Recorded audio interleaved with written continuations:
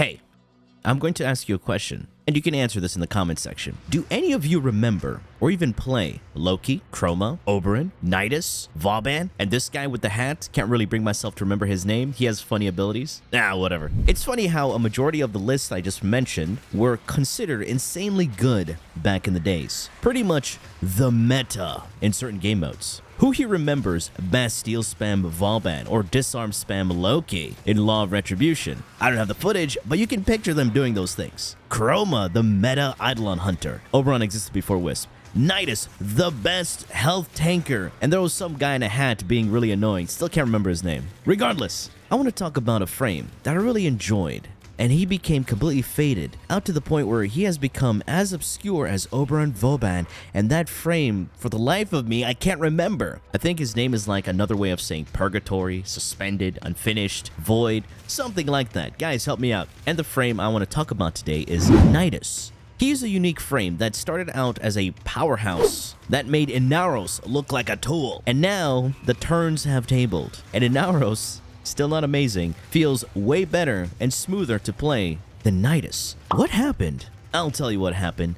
The game evolved. Stationary and methodical gameplay is a thing of the past. If you don't get that, let me explain Nidus as a whole. Imagine a Warframe that's less about sleek, futuristic tech and more about pure, ravenous, untamed biological power. You like that? Like that? His 4 abilities are split in a way that 2 of them don't require energy to be used, but require a unique resource called mutation stacks. Using your first ability on enemies initially builds up your mutation stacks, and your second just groups them up for an easier time. His third adds another cast of your first, and his 4 has him go all Amber Heard on the floor and spawn maggots to tickle enemies to further build up the stacks. The more stacks he accumulates, the stronger he gets, and the more freely he can use his other abilities. It's a snowball effect. The more enemies you fight, the more powerful Nidus becomes, until he maxes out his stacks and the damage tapers off. Once he has at least 15 stacks, he gains the Undying passive. When Nidus takes lethal damage, instead of dying, he consumes 15 mutation stacks and becomes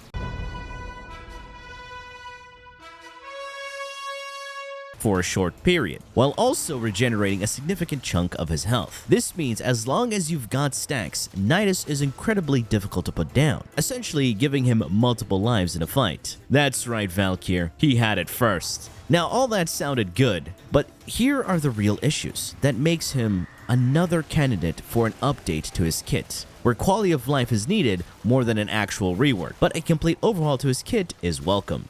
Building up his mutation stacks is a slog. Yes, even if you have an enemy turned into your secondary infested Jizz turret. Not only that, his virulence is tied to travel distance rather than casting speed. Wait, what does that mean? Here, have a look at this. When you cast the first ability, it has to travel the full length, and once it reaches its apex, only then you're able to recast it. So if you mod him for a lot of range, ooh. So, how to reduce this? Face and aim your 1 into a wall, and that lowers the travel time, which in turn gives you faster casting. Another big issue in this day and age of Warframe, he has a frame that's all about stationary tendencies. Many of Nidus' abilities encourage him to stay in one place to maximize their effect, especially his 4th ability. In a game like Warframe, which is all about fast-paced movement, parkour, this can feel, counterintuitive, especially on a lot of mission types. Another thing about his infested Jizz dispenser, which also adds on and enables the stationary aspect of his kit, because once Nidus shoves his diddle into the enemy, that diddled enemy will not move. Sure, you can actively shove it around with Magus Anomaly or Exodia Hunt, but that won't help with elevated tilesets. His 3rd ability is pretty much essential for his survivability, as it functions similar to Trinity's Link, where it redirects damage dealt to Nidus back to the diddled target, while also granting him status immunity. But to be somewhat mobile, you need to deactivate and recast it on other targets. And you definitely need a tanky boy, and not your fodder units. And last but not least, the most obvious thing about Nidus, he he ain't got shields. Unlike almost every other Warframe, Nidus has no shields whatsoever. He relies entirely on his health pool, armor, and his Undying passive.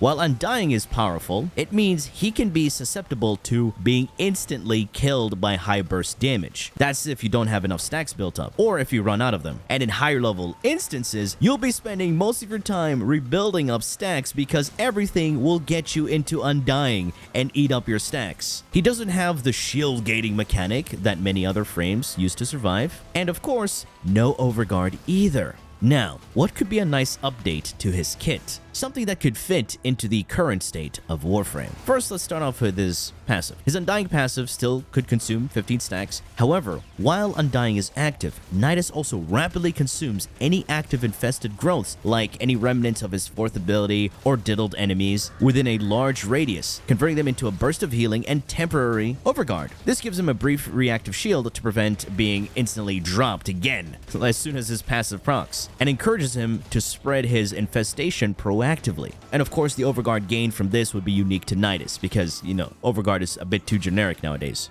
His virulence should be more dynamic and responsive. He should have faster stack generation, meaning it should build up stacks faster and require less enemies to hit for the stacks to build up, especially at lower stacks. Because if you enter a mission, you want to feel useful as Nidus. Because Nidus, just like some other frames, is horrible when he is played in a team. Enemies hit by virulence now have a chance to sprout minor infested growths on them. If these growths are then hit by subsequent virulence, they explode, dealing area damage, and will generate additional mutation stacks. This creates a more active loop of you spreading your virulence and then harvesting them to get your stacks. And rather than having the diddled synergy, you can pair it with your 4th. So if you cast it on ground affected by Ravenous, Virulence's growth spreads wider, and the damage bonus from the stacks is significantly increased, and a really cool synergy. So if you kill enemies with Virulence while you have Ravenous active, they have a 50% chance to drop health and energy orb pickups, making his, nesting playstyle more rewarding. Larva has a few issues with line of sight, enemies getting stuck, and the ability not being recastable. So for one, you can instantly recast the ability to collapse the current lava and create a new one, eliminating the stuck in terrain issue and allowing for better repositioning. Enemies caught in Larva are now continuously infected, applying a viral damage over time, similar to old Sarin spores. For better synergy with his kit, Larva's effective pull range and duration now scale with mutation stacks. Moving on to the Parasitic Diddle, main issue is that you can't use this ability unless you have stacks, which sucks for survivability on the go. So, have it where the initial cast has a low energy cost, and when linked to an enemy, Nidus gains 15% as a damage buff to his own weapons, scaling with strength, plus a flat bonus to his mutation stack generation from all sources while you're linked. And now the linked target will move around with Nidus, similar to how a Sentinel moves with you. However, the duration will be slightly lower, but Parasitic Link will also have a different function.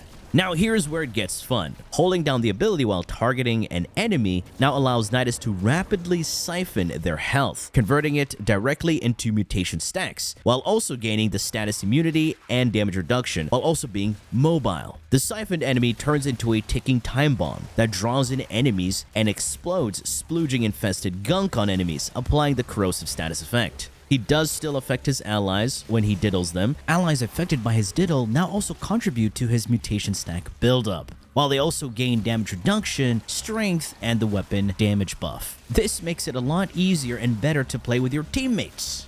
And finally, Ravenous. Instead of being a stationary ability that you just leave somewhere and it does its thing, it's now anchored to Nidus and moves with him, expanding its radius as he gains mutation stacks. This addresses the stationary problem while maintaining the infested ground fantasy. Maggots spawned by Ravenous are now more intelligent. It's DE, companion AI is very stupid. Regardless, they actively seek out and explode on enemies, applying stacking corrosive status effect. At higher mutation stacks, the maggots will of course evolve, become larger, dealing more damage and potentially applying additional status effects like viral or toxin, keeping up with the infested theme. Nidus can reactivate Ravenous to cause all active maggots to detonate, dealing massive area damage and creating a large burst of healing for Nidus and allies based on the number of maggots exploded. It can be an oh shit panic button or an offensive engager. Either way.